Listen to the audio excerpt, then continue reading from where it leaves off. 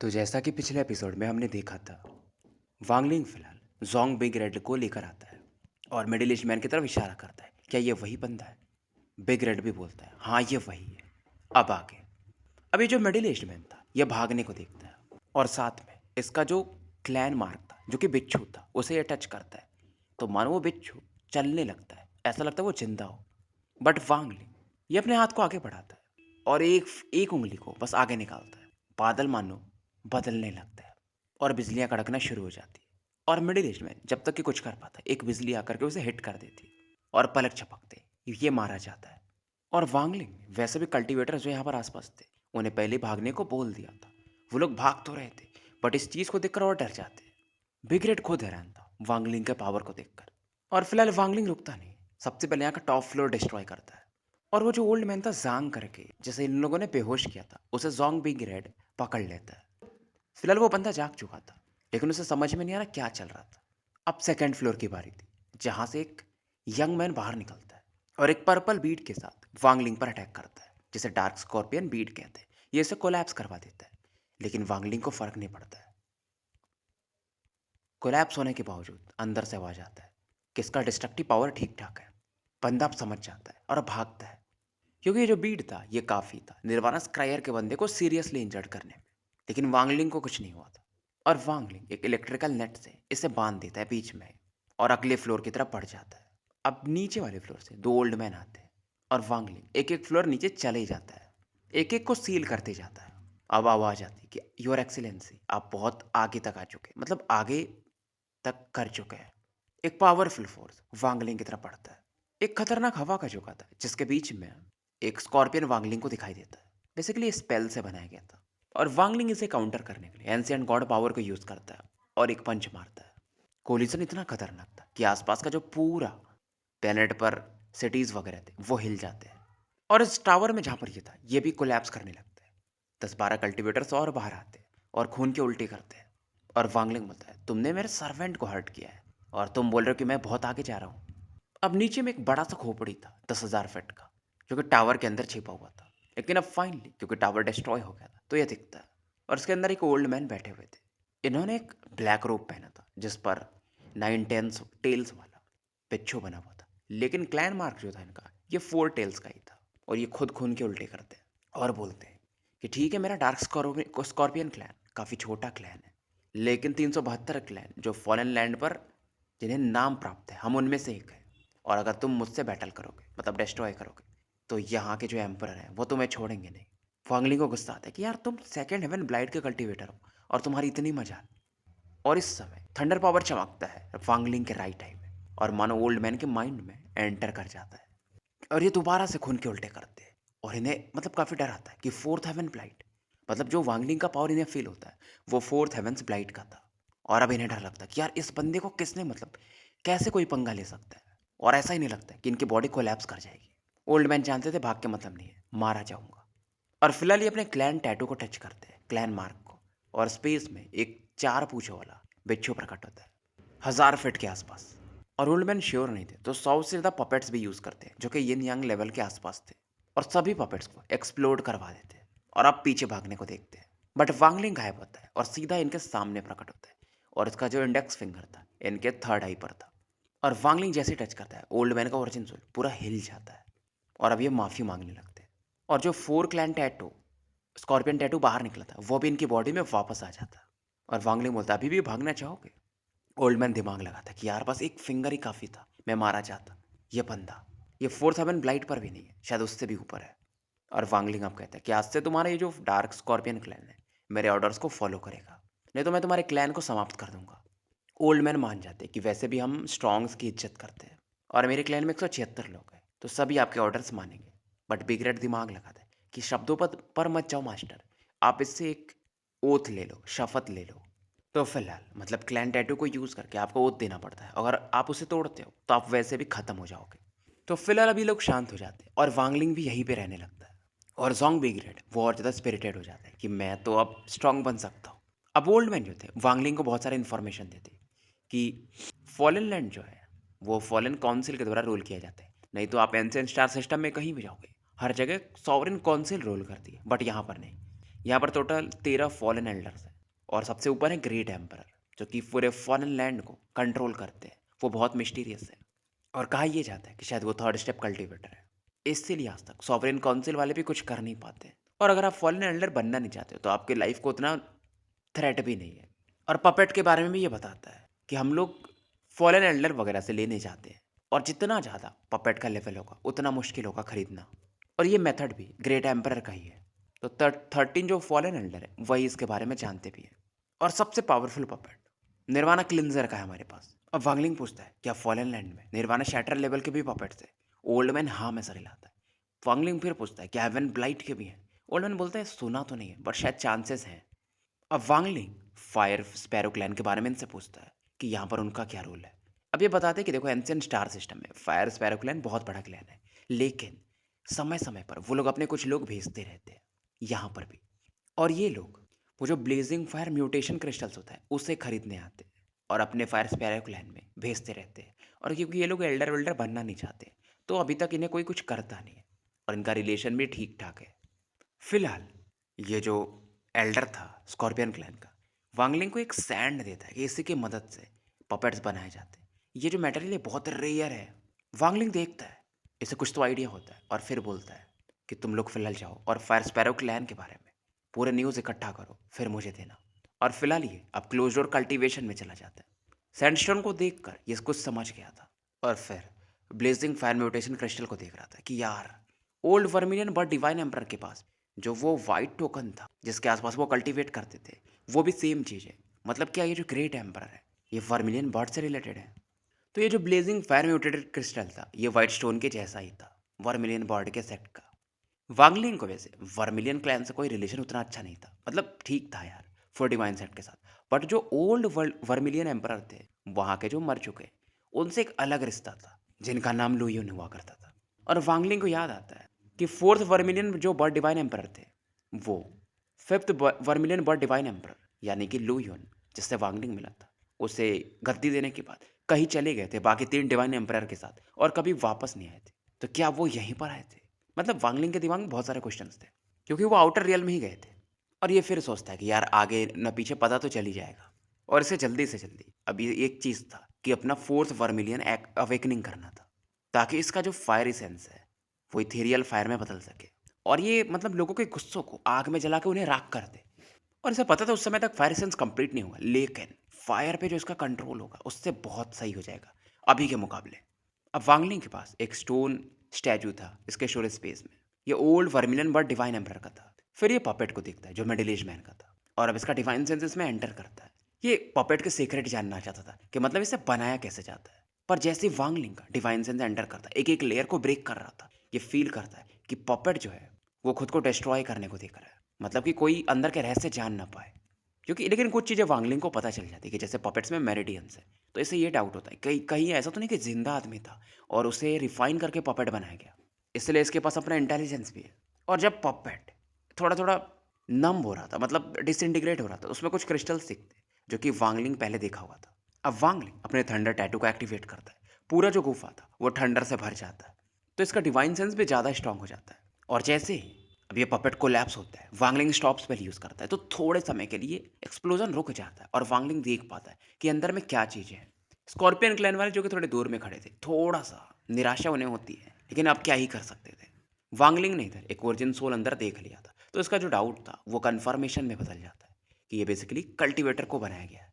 और ये जो क्रिस्टल्स थे इसने सेम क्रिस्टल्स है डेमन स्पिरिट लैंड में वो जो एक एंशिएंट गॉड का खोपड़ी पड़ा था जहाँ से वांगलिंग को एक तलवार भी मिला था जो बाद में टूट जाता है ऑल सीर से शायद बैटल के दौरान, नहीं डाविश वाटर रोब से बैटल के दौरान।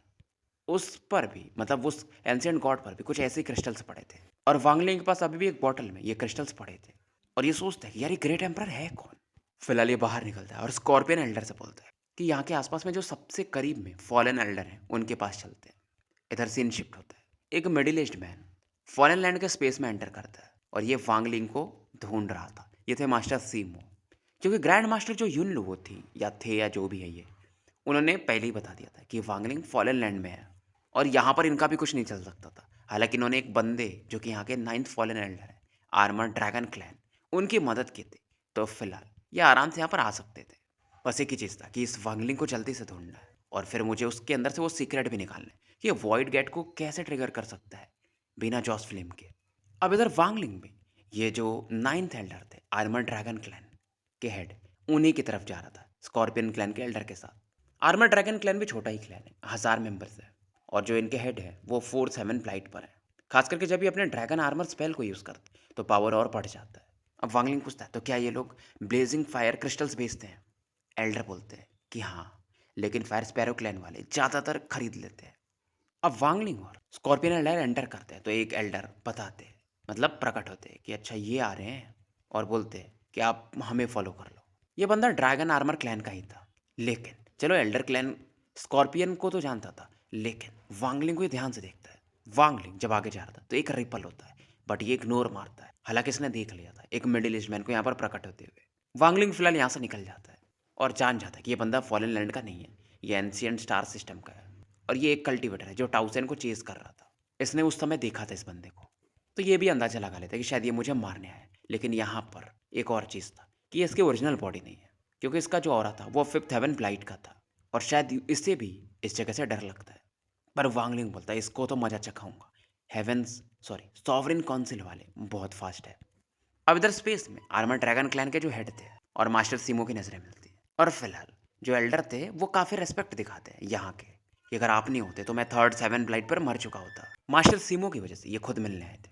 फिलहाल स्कॉर्पियन एल्डर बताते हैं कि अगर आपको फायर म्यूटेशन क्रिस्टल्स चाहिए तो आपको ईस्टर्न सिटी चलना पड़ेगा, वहाँ पर आर्मर ड्रैगन क्लैन का शॉप है। वांगलिंग एक चीज़ सोच रहा था कि ये हेवेंस फोर्थ अवेकनिंग कर सकता है, लेकिन उसमें टाइम लगेगा, लेकिन इन क्रिस्टल्स की मदद से थोड़ा आसान हो जाएगा। लेकिन मास्टर सीमो को देखकर इसका प्लान बदलता है, और फिलहाल स्कॉर्पियन एल्डर से कहता है कि ठीक है ईस्टर्न सिटी चलते हैं।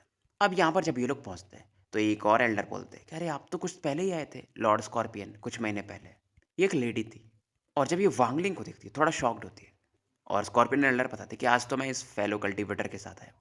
और फिलहाल ये लेडी बोलती है कि आप लोग ऊपर चले, तो ये लोग सेकंड फ्लोर पे पहुंचते हैं, और फिलहाल ये लेडी वांगलिंग की तरफ देखकर पूछती कि फेलो कल्टीवेटर आपको क्या चाहिए।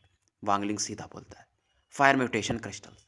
पर तभी जैसे वांगलिंग बोलता है एक कोल्ड वॉइस आती है सेकंड फ्लोर से ही, कोई एंटर कर रहा था। इसने रेड रोब पहने थे और इसकी बॉडी में मानो एक टेम्परेचर था, हर एक कदम मानो आग के समान, मतलब फायर मिक्स था, और एक क्लैन मार्क भी था। बट वांगलिंग जब इसे देखता है तो ये भी हंस के कहता है कल्टीवेटर यानी ओल्ड मैन, मुझे भी वो म्यूटेशन क्रिस्टल्स चाहिए।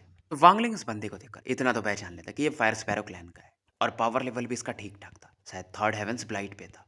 अब अगर इनर रियल में होते तो ये बहुत पावरफुल माने जाते, बट आउटर रियल में ठीक ठाक लोग हैं ये। और ये बंदा भी दिमाग लगा लेता है कि यार, क्योंकि स्कॉर्पियन जो एल्डर थे उनके बारे में ये जानता था कि ये शायद 2nd या 3rd हेवेंस ब्लाइट पे है, तो अगर ये इतना रेस्पेक्ट दे रहे हैं इस बंदे को तो ये बंदा काफ़ी मिस्टीरियस होगा। ये कितना भी ट्राई करते हैं वांगलिंग के कल्टीवेशन लेवल को जान नहीं पाते। फिलहाल इनकी बातें होती हैं और ये बंदा बोलता है कि यार देखो, हम फायर स्पैरो क्लैन के हैं और ये म्यूटेशन क्रिस्टल्स हमारे लिए काफ़ी अच्छे होते, तो अगर आप दे दे तो वांगलिंग एक कोल्ड लुक देता है, और ऐसा लगता है कि मानो लाखों करोड़ों में बिजलियाँ चमकती हैं। वुमेन का एक्सप्रेशन चेंज हो जाता है, ये कुछ कदम पीछे लेती है, और ओल्ड मैन जो थे फायर स्पैरो क्लैन के, उनकी बॉडी ट्रेम्बल करती है। ऐसा लगता है कि मानो इन पर करोड़ों कुंटल का वजन गिरा दिया गया हो। इनका ओरिजिन सोल ट्रेम्बल होता है और ये खून की उल्टी करते हैं। इनका जो अंदर का फायर था वो मानो आउट ऑफ कंट्रोल चला जाता है, कुर्सी जल जाती है। ओल्ड मैन का फायर चलता है पर एक हवा का झोंका उसे भी शांत कर देता है। ओल्ड मैन 3 कदम पीछे हटते हैं और फिर गुस्से में इनके बॉडी से फायर निकलता है, बट वांगलिंग क्या कहें ओल्ड मैन से अब टकराती है, और मानो एक तलवार जो कि इनविजिबल हो, जो दिखाई ना देता हो, इनको भेद रहा हो और इनके ओरिजिन सोल पे अटैक कर रहा हो। ये फिर से पीछे हटते हैं और एक डर इन्हें लगता है, और ये सब बहुत फास्ट होता है। ऐसा इन्हें फील होता है कि मानो ये लाइफ और डेथ सिचुएशन में थे। और वांगलिंग बोलता है कि तुम मेरे सामने ऐसे बातें नहीं कर सकते।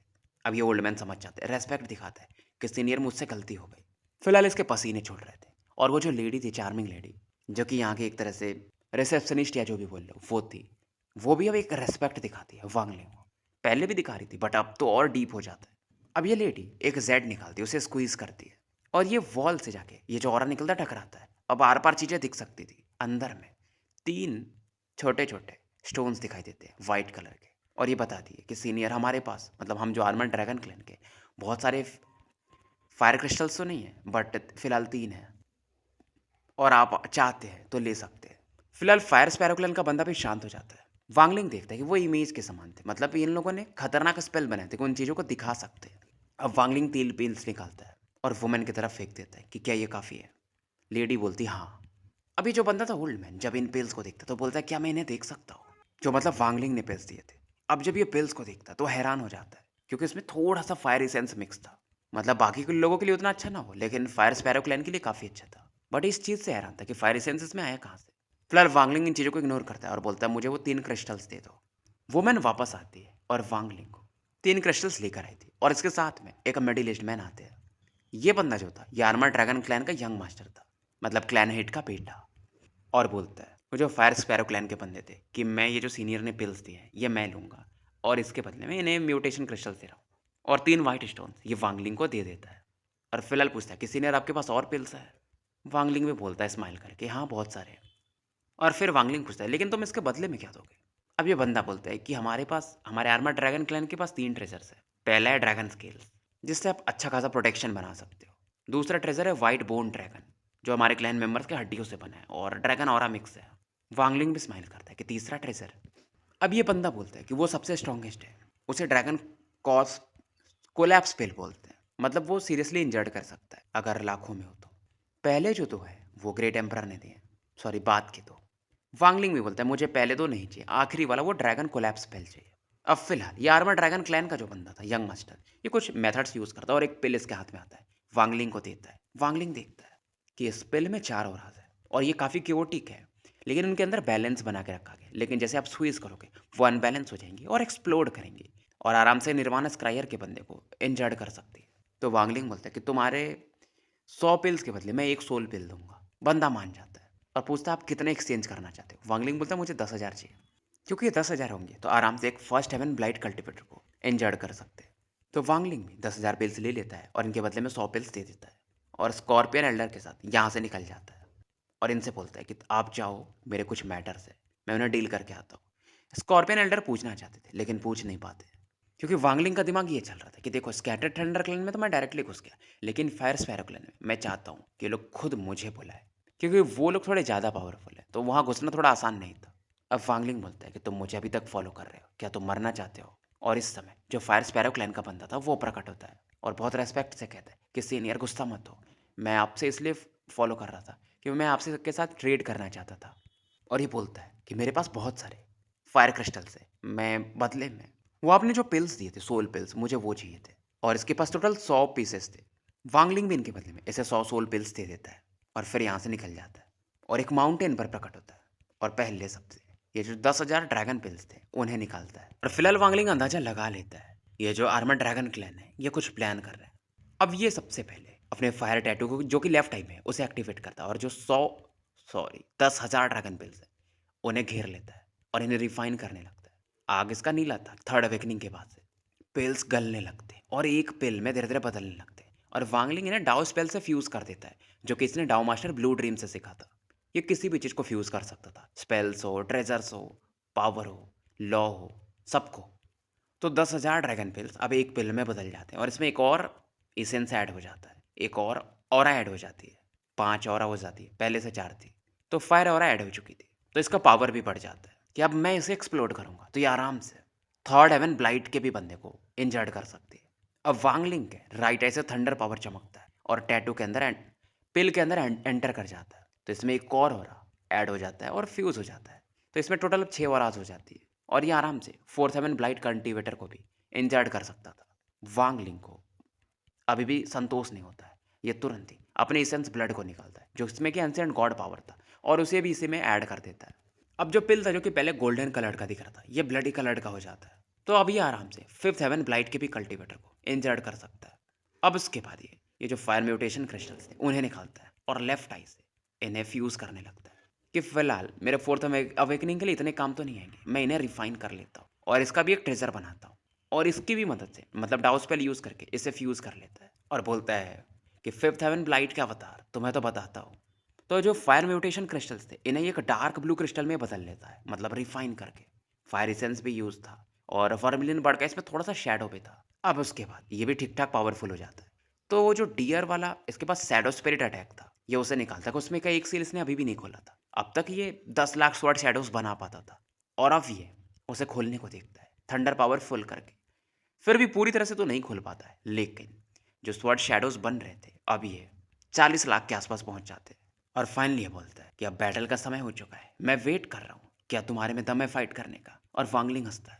अब इसकी जो हंसी थी चारों तरफ फैलती है। और इस समय ईस्टर्न सिटी के एक घर को दिखाया जाता है जहाँ पर वो ओल्ड मैन थे, फायर स्पैरो क्लैन वाले। इनके साथ 6-7 मेंबर्स और थे और ये हैरान हो जाते जब इस आवाज को फील करते। फिलहाल ये इधर 100 पिल्स को गला रहे थे और अंदर का रहस्य जानना चाहते थे कि उसके अंदर है क्या। तो इन्हें एक ड्रॉप ऑफ ब्लड मिलता है जिसमें से डेमोनिक ग्लो निकल रहा था कि यार इस पिल में वो जो इसेंस है इस ब्लड की वजह से है, ये किस प्रकार का ब्लड है। लेकिन जब ये वांगलिंग की हंसी सुनते हैं तो फिलहाल उन चीज़ों को छोड़ देते हैं और इस समय आर्मर ड्रैगन क्लैन को दिखाया जाता है, उनके होली लैंड को। यहाँ के हेड एल्डर या क्लैन पैट्रियार्च और मास्टर सीमो बैठे हुए थे और साथ में वो यंग मास्टर। और वो बोलता है कि मैंने पिताजी उस बंदे को 10,000 ड्रैगन पिल्स दे दिए जैसा कि आपने बोला था, तो अब हम उस पर आरोप लगा सकते हैं कि वो हमारे ट्रेजर्स को लेकर भाग रहा है। तो मास्टर सीमो फिर उसे आराम से पकड़ सकते हैं। मास्टर सीमो स्माइल करते हैं पर इस आवाज़ को सुनकर कि यार इस आवाज़ में एक चैलेंज है और एक पावरफुल किलिंग इंटेंट है, इस बंदे को मैं बताता हूँ। सीमो उस तरफ देखते हैं जिधर फांगलिंग था कि यार ये बंदा बहुत धूर्त है, लेकिन मेरे एब्सोल्यूट पावर के सामने ये सब काम नहीं करेगा। होशियारी। और ये जो फादर और सन होते हैं उनका एक्सप्रेशन थोड़ा चेंज होता है। ये जो यंग मास्टर था अपने पिताजी से बोलते हैं कि पिताजी इसका कल्टीवेशन बहुत हाई है, ये बंदा सिंपल है। अब ये जो क्लैन एल्डर थे या हेड थे बोलते हैं कि ऑब्वियसली यार इसने स्कैटर्ड थंडर क्लैन को समाप्त किया है, सॉवरिन काउंसिल इसे पकड़ना चाहता है, तो सिंपल कैसे हो सकता है ये बंदा। अब पता चलता है यंग मास्टर को तो ये वही बंदा है जिसने स्कैटर्ड थंडर क्लैन को ख़त्म किया है। लेकिन ये बोलते फिर फ़र्क नहीं पड़ता, मास्टर सीमो यहाँ पर है, हालांकि ये उनका अवतार है, फिर भी ये इस बंदे के लिए काफ़ी होगा। लेकिन फिर भी यंग मास्टर बोलता है कि सीनियर सीमो सक्सीड हो गए तो अच्छी बात है, लेकिन बट इसके पिताजी बोलते हैं चांस ही नहीं है, वो बंदा जीत ही नहीं सकता। और वैसे भी मैं 9th फॉलन एल्डर हूँ, वो मैं हमारा कुछ नहीं कर सकता। वांगलिंग इधर शांति से खड़ा था। इसकी जो स्वॉर्ड एनर्जी थी वो 40 मिलियन से एक कम थी, मतलब 39,99,999। और इस समय ये इसके जो अंगूठा होता है उसके आसपास इकट्ठा थी, वो डियर के फॉर्म में। और अचानक से यहाँ पर एक वॉर्टेक्स बनता है। वांगलिंग समझ जाता है और उधर से आवाज़ भी आती है कि तुम मुझे चैलेंज कर रहे हो, तुम्हारे पास गट से मानना पड़ेगा। और वांगलिंग बोलता है कि बकवास करना मतलब शायद आपकी आदत है।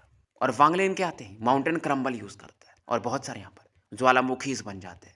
अब पहले से ये माउंटेन क्रम्बल से स्ट्रॉन्गर थे, इवन किंग शुई से भी ज़्यादा स्ट्रॉन्गर थे, क्योंकि किंग शुई से जब वांगलिंग मिला था तो वो इंजर्ड थे।